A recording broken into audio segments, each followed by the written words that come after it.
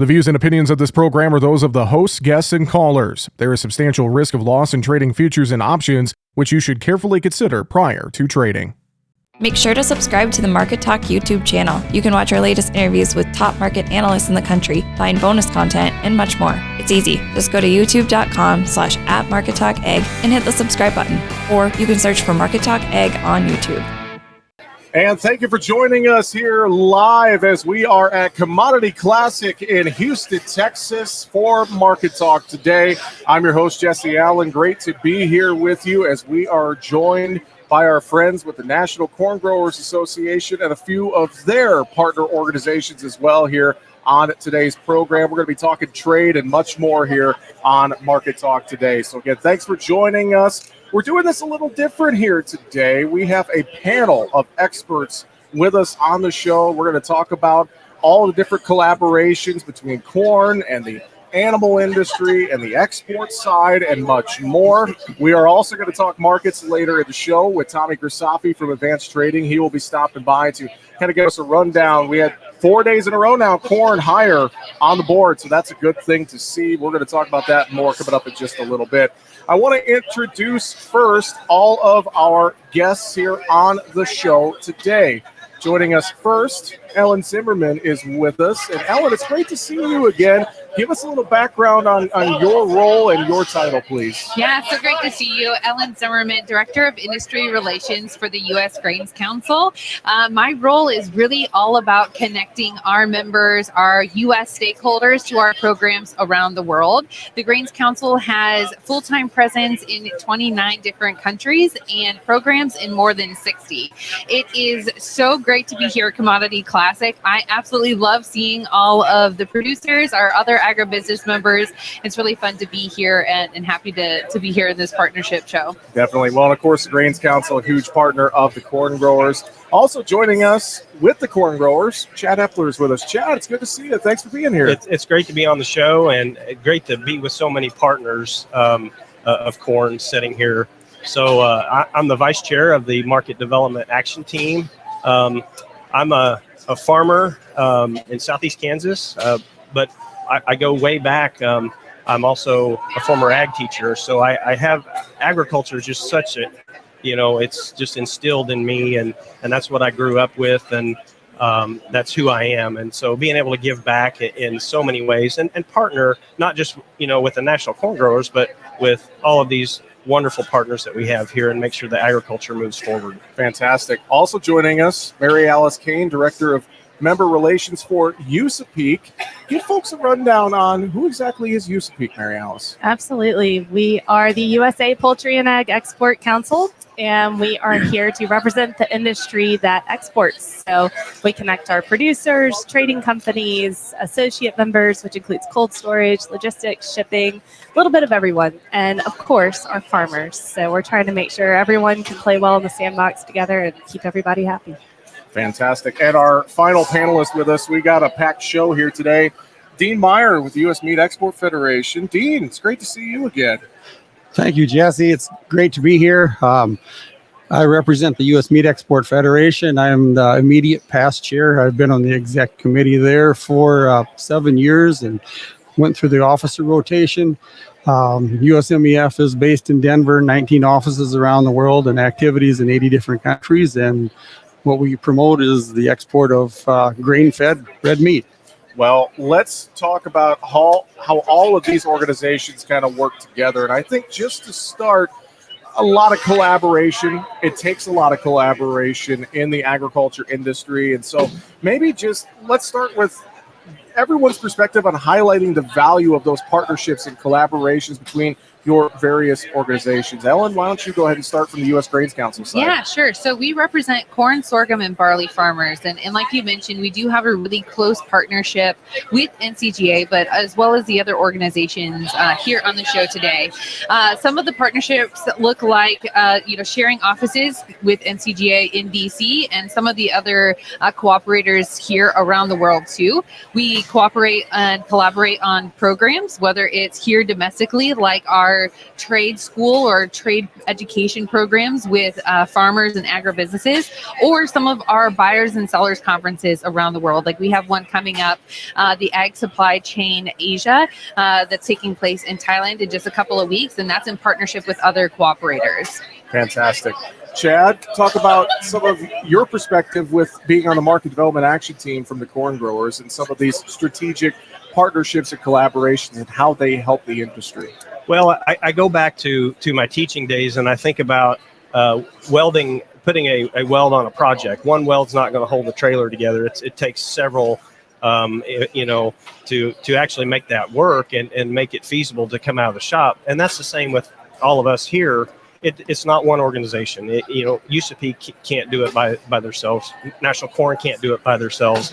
We have to have all of these partners like we have sitting here to make it work. And I know one of the recent collaborations with the Meat Federation was the Beyond Borders video, which is absolutely fantastic. I mean, we want to make sure that we continue to promote our shared commitment to the land, that we're sustainable, keep the message in front of the trade partners and the consumers. And without the help of everybody here, we can't do that. Yeah.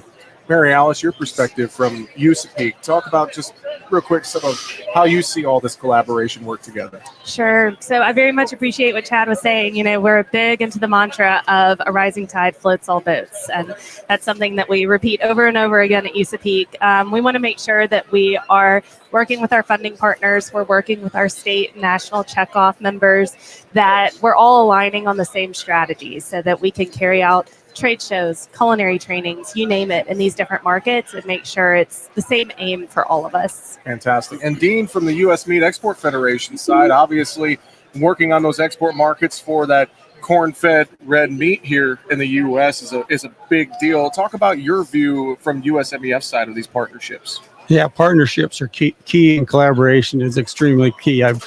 There's 9 sectors that make up the U.S. Meat Export Federation, and corn, soybean, pork, beef, lamb are all part of them. And the key to success in these international markets is working together, not only here, but taking trade teams into these markets that consist of all these sectors. And so, when you go to Southeast Asia and sell red meat, it's just not the commodity they want to buy, it's the story they want to buy. That's what really sells this meat.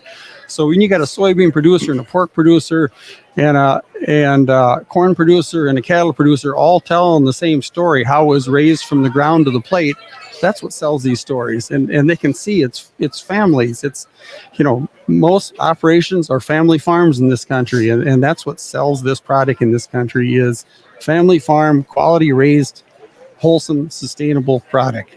Well, that's what it's all about. And I know coming up here in the next segment, we're going to really dive into market development. We're going to talk about some of the different partnerships and strategies that are going on between all of these partner organizations to help out the American farmer and more. So we'll take a quick break. We will come back. We are live here on Market Talk with the National Corn Growers Association, our friends with USAPEEC, as well as U.S. Grains Council and the U.S. Meat Export Federation, live at Commodity Classic in Houston, Texas. Back with more here on Market Talk on the way right after the break.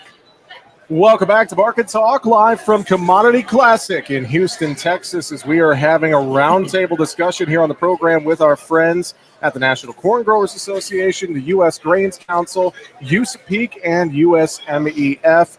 Ellen Zimmerman, Chad Epler, Mary Alice Cain, and Dean Meyer are with us here today. Let's talk and let's get into market development and export strategies and things that all of your respective organizations are doing to help the American farmer. Chad, why don't we start with you from the corn growers' perspective? Some of the things, I think about corn as a feedstock for not only ethanol, but the animal industry, food, obviously. So what are some of the things you're working on right now with the Market Development Action Team?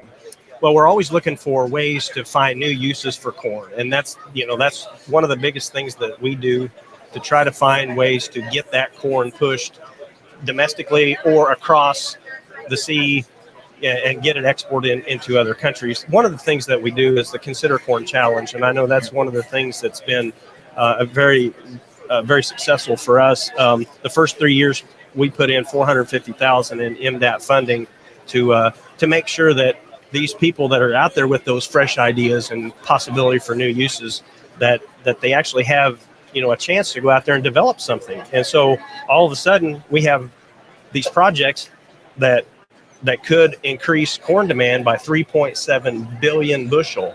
And that's a lot of bushel. And the bottom line for us, we want to move corn. And it doesn't matter if it's in the grain form or if it's beef, pork, poultry. It's moving corn. And Sure. It takes all of us to do that.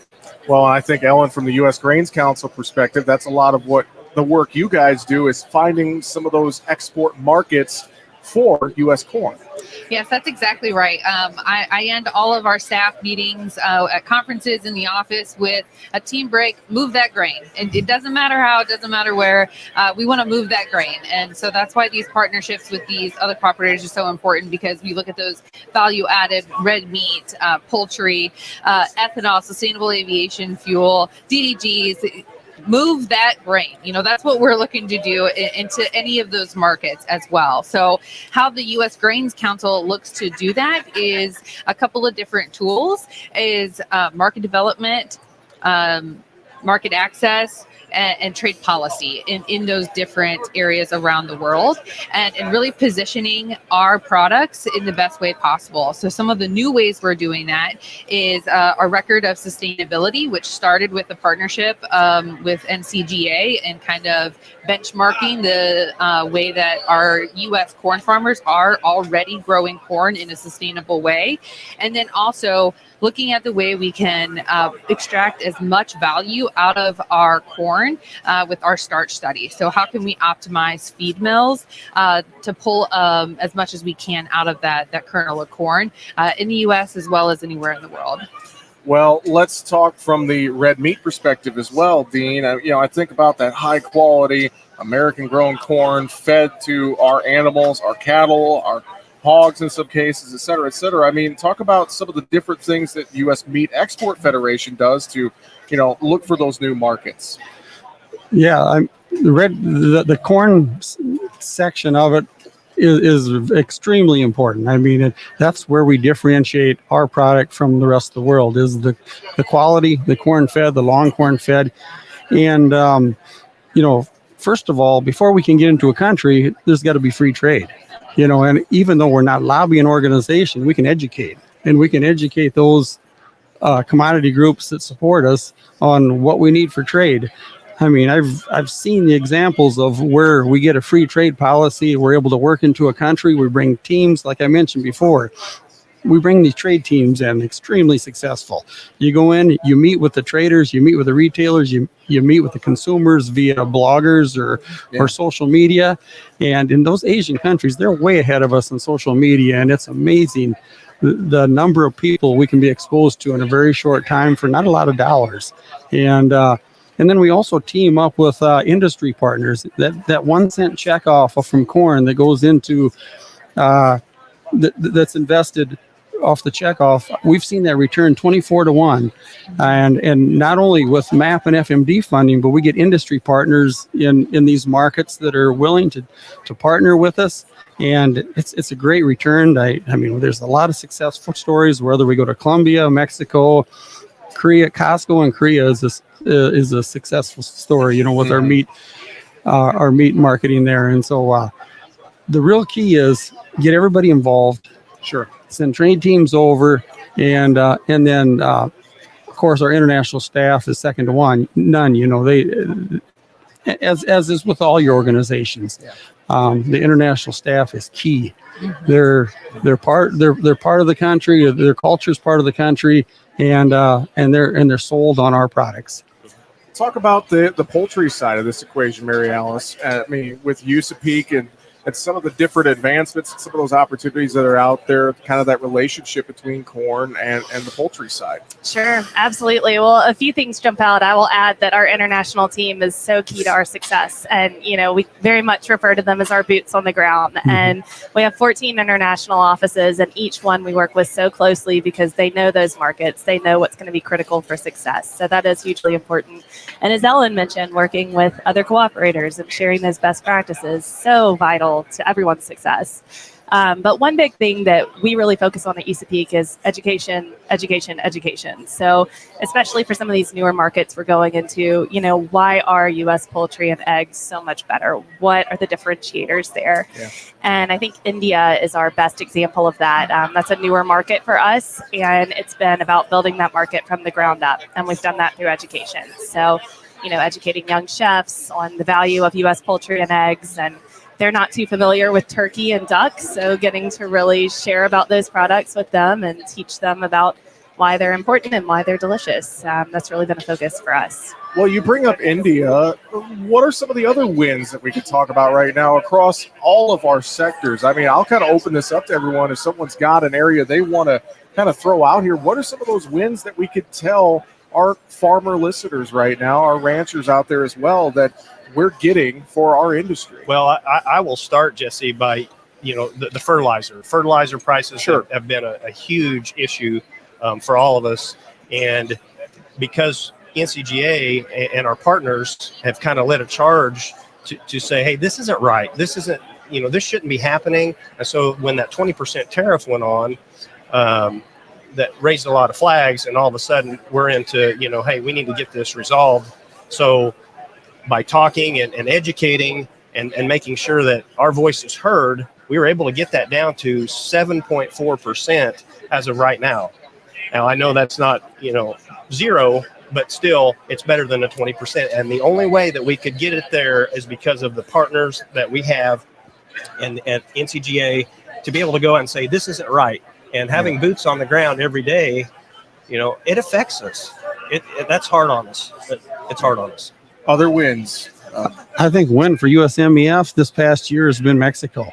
Yeah. Mexico's been a shining star. Mexican pork, their beef is dramatically increased, and we had a record year. Even though supplies were high, prices were depressed for farmers here.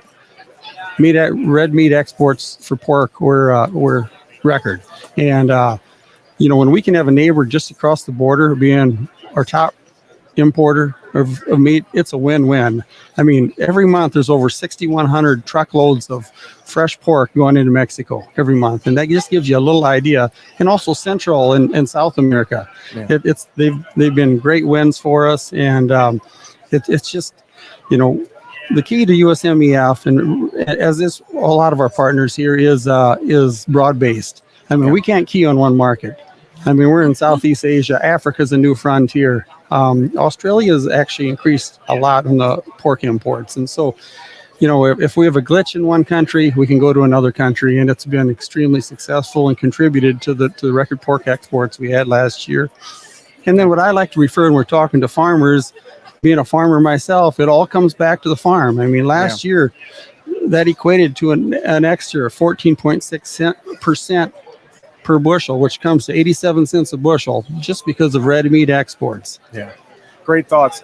Got about a minute. Ellen, Mary Alice, either one of you have some wins to share. Yeah, I agree with Dean saying it's hard to focus just on one market, and for us, even just one commodity when we look at ethanol, DDGs, or commodity corn. And so I think about Canada increasing their imports of ethanol and continuing to do so. We got a lot of markets more interested in DDGs. And like Dean said, Africa being a new frontier market, we're seeing huge increases in our programs there in West and East Africa. So we're really excited about that. And we just opened a new office in India about a year ago. And so we're really excited about India as a market too. Yeah, definitely.